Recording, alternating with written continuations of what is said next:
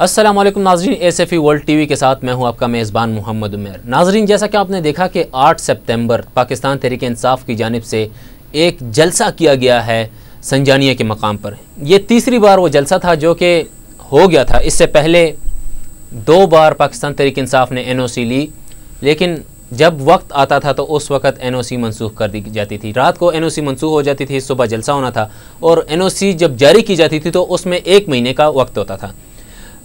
रात 8 सितंबर को जो है ये जलसा हो गया पाकिस्तान तहरीक इंसाफ का। कारकुनों ने बड़ी तादाद में शिरकत की, बहुत जगहों से आए हैं लोग, कारकुनान आए हैं। वज़ीर आला खैबर पख्तूनख्वा एक बड़ा काफ़िला लेके आए थे उस जलसे में।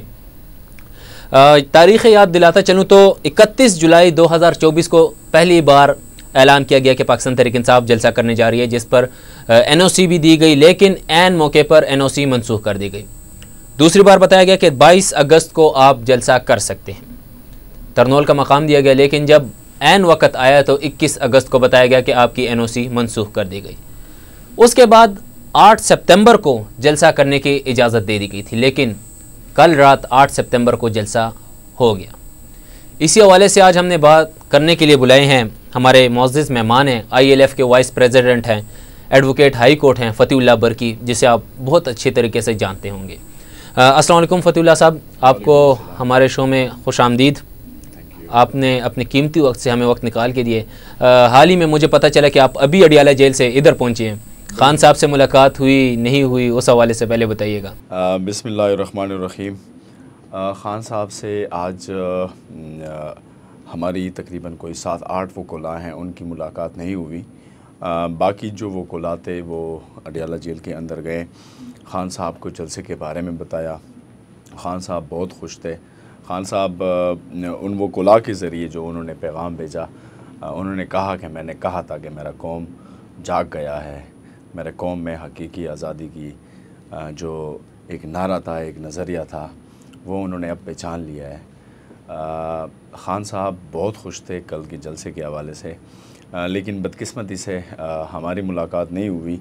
लेकिन इंशाल्लाह हम हाई कोर्ट में एक दूसरी पिटीशन फ़ाइल कर रहे हैं, क्योंकि पहली वाली पिटीशन जो थी उसमें बाकायदा डायरेक्शंस हैं कि किसी भी वकील को गेट पे नहीं रोका जाएगा, लेकिन आज दोबारा रोका गया और इंशाल्लाह हम कल हाई कोर्ट में पिटीशन फ़ाइल करेंगे।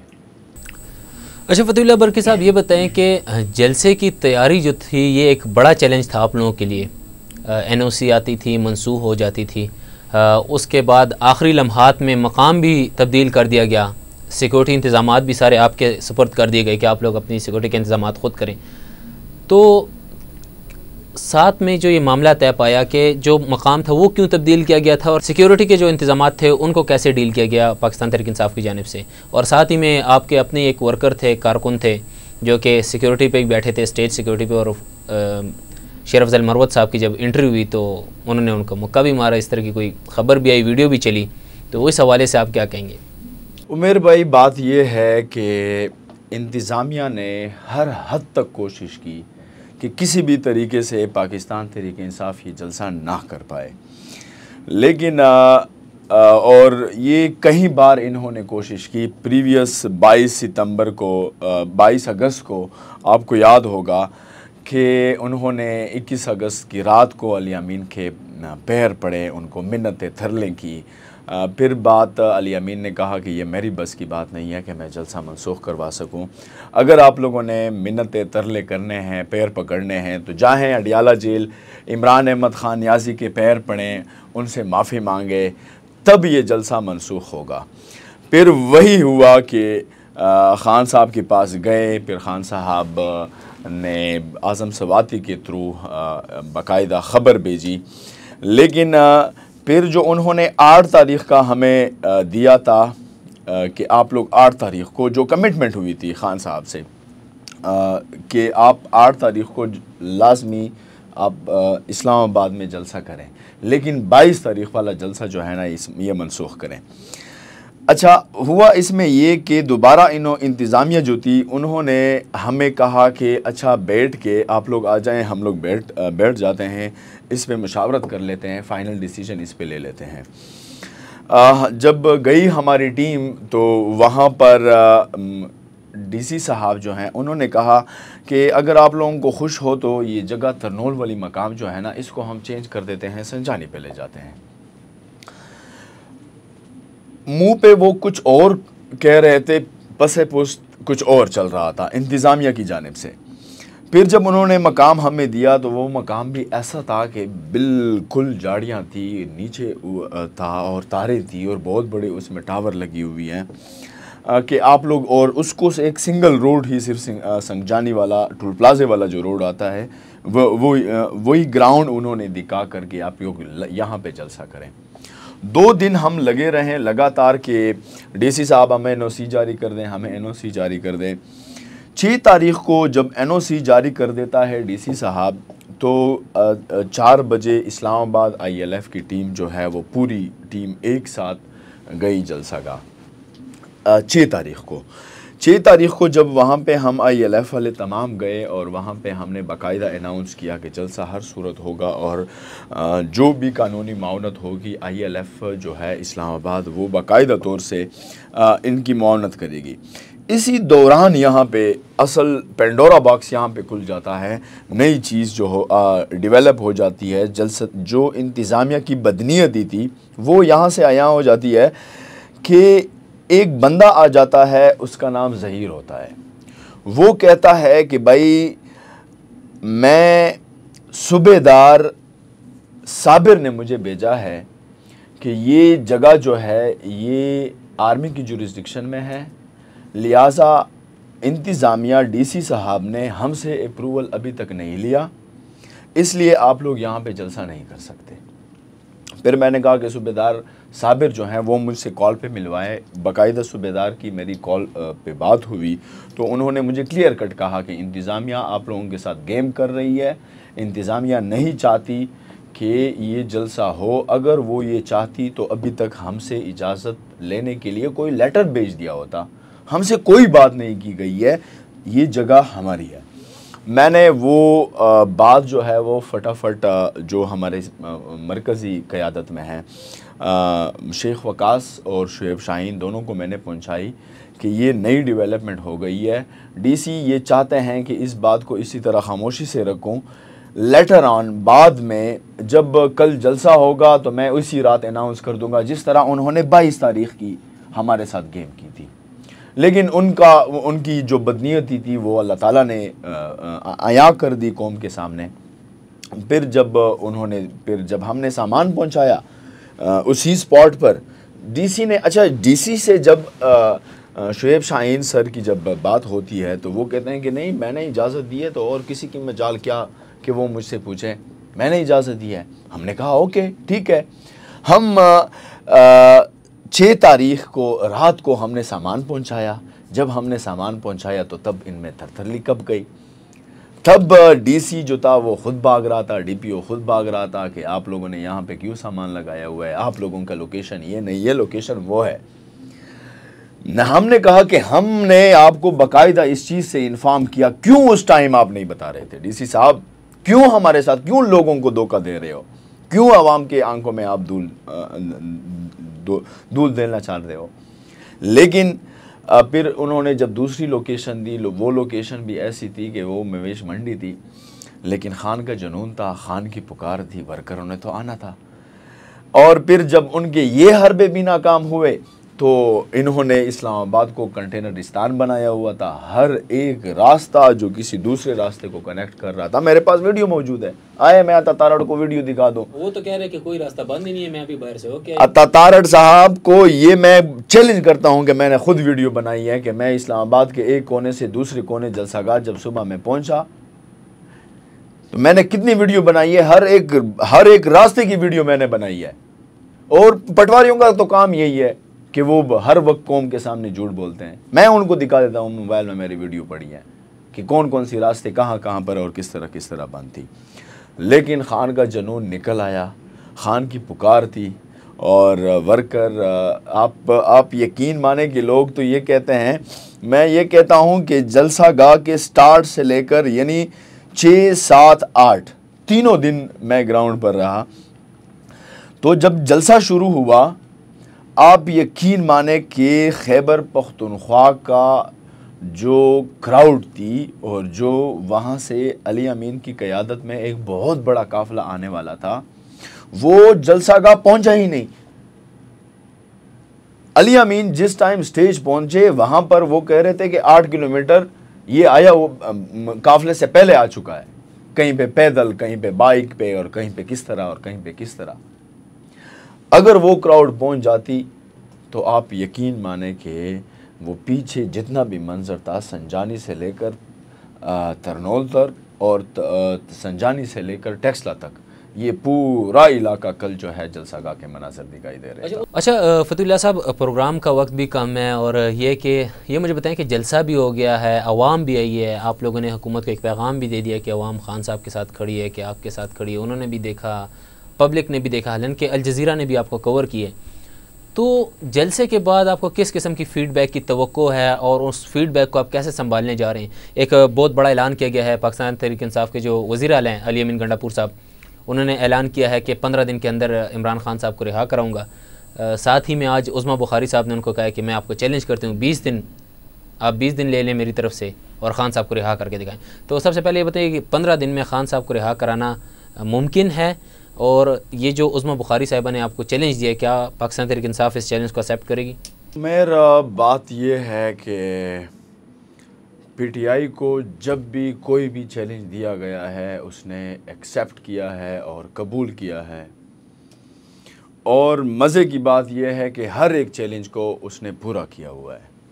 ख़ान के जियाले उस्मा बुखारी आपने देखे नहीं हैं। ख़ान के कारकुन जो है वो हर एक चीज़ को सीना तान के आगे करते हैं कि हम ये काम करते हैं, लेकिन जो नहीं करते वो भी बंगेदाहल हम कहते हैं कि हम नहीं करते। हम ख़ान की कारकुन हैं, ख़ान हमारा खिलाड़ी है, हमारा लीडर है, उम्मत मुस्लिमा का लीडर है। जब उसकी पुकार होगी तो हम पहले भी निकले हैं, अब भी निकलेंगे और हर दम निकलेंगे। बाकी बात रह गई है कि अली अमीन ख़ान ने जो एस्टीमेट दी हुई है कि 15 दिन के अंदर अंदर हम ख़ान को रिहा कर देंगे। इस बयान को जब हम पूरा सुनते हैं तो इसमें अली भाई ने साथ में ये कहा है कि कानूनी कार्रवाई कंप्लीट कर लो। बहैसियत वर्कर, बहैसियत पार्टी हम ये कहते हैं कि ख़ान साहब पर अब कोई भी केस नहीं है, कोई एक सिंगल केस नहीं है। 2 केसेस हैं सुप्रीम कोर्ट के फैसले से, वो भी ख़त्म हो गए। इसमें दूसरी बात ये है कि ख़ान उस केस में हारा है, सुप्रीम कोर्ट जो काजी फायज़ ईसा ने डिसीजन दी है, लेकिन ख़ान हार के भी जीत गया है। फिर भी इन बेशर्मों को शर्म नहीं आती कि लोग क्या कह रहे हैं, अवाम क्या कह रही है। 90% अवाम जो है वो ख़ान साहब की पुकार पर बैठी हुई है और पुकार पर निकलती है और लब्बई करती है हर एक आवाज़ पर। और वो वहाँ पे सनम जावेद तो अच्छी कहती है कि वो दही की बच्ची, वो बात करती है कि मैं 20 दिन की, आप कौन होती है? कोई मर्द आ जाए वो हमें कहे कि मैं तुम्हें चैलेंज करता हूँ कि आप इसमें रिहा कर देंगे, फिर हम देखते हैं। किसी औरत को हम जवाब बिल्कुल भी नहीं देना चाहते हैं। बाकी रह गई है रिहाई की बात। बहैसियत वर्कर हम ये कहते हैं कि हमें ख़ान हर सूरत चाहिए। ख़ान के बग़ैर ये मुल्क 1 मिनट भी नहीं चलने वाला, और न ख़ान के बग़ैर हम रह सकते हैं। ख़ान वाहिद हमारा वो लीडर है जो हमारे दिलों को सुकून मिलता है जब हम उसको देखते हैं। ख़ान के बग़ैर हमने इस मुल्क में नहीं रहना। हमें ख़ान चाहिए, हर सूरत चाहिए। चाहे मैं बहैसियत मेरी ये डिसीजन है कि 15 दिन भी ज़्यादा है, हमें तो आज से ही निकलना चाहिए ख़ान साहब की रिहाई के लिए, कि जब तक वो अडियाला जेल्स के गेट के बाहर नहीं होगा हम अपनी जद्दोजहद और अपनी कैंपेन जो है वो अच्छा फतहुल्लाह भाई, आखिरी सवाल आपसे करूँगा कि कल जब वज़ीर आला खैबर पख्तूनख्वा तकरीर कर रहे थे तो उन्होंने एक बयान दिया, सहाफ़ियों के ख़िलाफ़ था वो, कि ये बिके हुए हैं, ये लिफाफा सहाफ़ी हैं, जिस पर अभी कुछ देर पहले बैरिस्टर गौर साहब ने आम माफ़ी का ऐलान भी किया है। तो इस पर आप क्या कहेंगे कि जो उनके बयान आए हैं, जो उनकी तकरीर है, उसको आप किस नज़र से देख रहे हैं? सिर्फ सहाफ़ियों के ख़िलाफ़ उन्होंने बात नहीं की, काफ़ी बातें उन्होंने की है, काफ़ी बातें उन्होंने की है जिस पर जो है सोशल मीडिया पर जो हमारी अवाम है वो नाराज़गी का वो कर रही है कि हम लोग नाराज़ हैं। कोई भी नाराज़ नहीं है। कुछ मखसूस सहाफ़ी जो हम बंगे दहल कहते हैं कि ये टाउट है, इन्होंने रिजीम चेंज में सहूलतकारी की है, इन्होंने हक और सच की जो आवाज़ है वो आवाम तक नहीं पहुंचाई है। उन्होंने डॉलरों के बैग भर भर के उन्होंने लिए हुए हैं। हम उन सहाफ़ियों की बात करते हैं, पहले भी की है, अब भी की है। अली अमीन ख़ान गंडापुर ने जो कहा है बिल्कुल ठीक कहा हुआ है, लेकिन जो वो सहाफ़ी हैं जो हक और सच की आवाज़ हैं, वो हम उनको सल्यूट पेश करते हैं, वो हमारे सरों के ताज हैं। और हम हमेशा जो हक और सच की आवाज़ की सहाफ़त करते हैं, वो सहाफ़ी जो हैं वो हमारे दिलों के धड़कन हैं, और उनकी हमने हमेशा इज़्ज़त भी की है और हमेशा हम इज़्ज़त भी करेंगे। बाकी अली अमीन ने जो जितनी भी बातें की हैं कल की जलसे में, वो असल में वर्कर की दिल की आवाज़ है।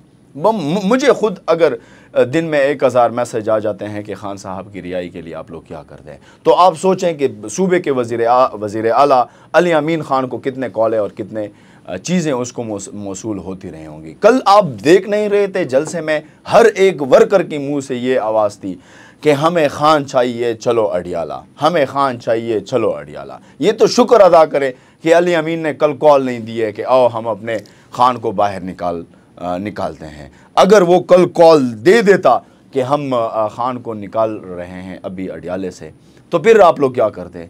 आप लोगों ने तो पूरी पंजाब की सिक्योरिटी बुलाई हुई थी, और वो भी दिखाई इतने, जब वो क्राउड ज़्यादा हुई तो हर एक जो है वो किसी होटल में बैठा हुआ था।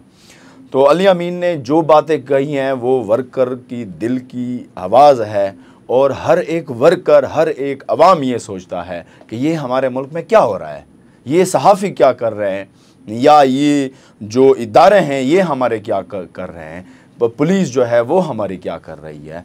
हम अली अमीन ने कल बहुत बड़ी बात की है कि हम हर एक बंदे को ये कहना चाहते हैं कि वो इस्लाह करें, वो अपने आप की इस्लाह करें। बाकी मुल्क भी हमारा है, इदारे भी हमारी हैं, इमरान ख़ान भी हमारा है, और हमने इस मुल्क में हकीकी आज़ादी की जदोजहद के लिए आखिरी दम तक इंशाल्लाह हम लड़ते। बहुत शुक्रिया फतहुल्लाह बरकी साहब। जी नाज़रीन, हमारे साथ मौजूद थे फतहुल्लाह बरकी जो कि ILF के वाइस प्रेसिडेंट हैं और एडवोकेट हाई कोर्ट हैं। इन्होंने हमारे साथ बातचीत की कि गुज़श्ता रात जो जलसा हुआ है पाकिस्तान तहरीक इंसाफ का वो कैसा रहा, और उस जलसे का मकाम ऐन वक्त पर क्यों तब्दील किया गया। उज़्मा बुखारी साहिबा का एक वीडियो पैगाम आया था अली अमीन गंडापुर साहब के लिए, और एक चैलेंज दिया गया था पाकिस्तान तहरीक इंसाफ को, वो भी इन्होंने कहा कि हमें एक्सेप्ट है, हम एक्सेप्ट करते हैं उस चीज़ को, और ये भी बताया कि आगे क्या होने वाला है, क्या इमरान ख़ान 15 दिन में या 20 दिन में रिहा हो जाएंगे या नहीं। इसी हवाले से हमारी इनके साथ गुफ्तगू रही और काफ़ी हमें इंफॉर्मेशन मिली कि आगे क्या होने वाला है। मज़ीद इस तरह के प्रोग्राम्स देखने के लिए हमारे साथ रहिए। अपने होस्ट उमैर को दीजिए इजाज़त। अल्लाह हाफ़िज़।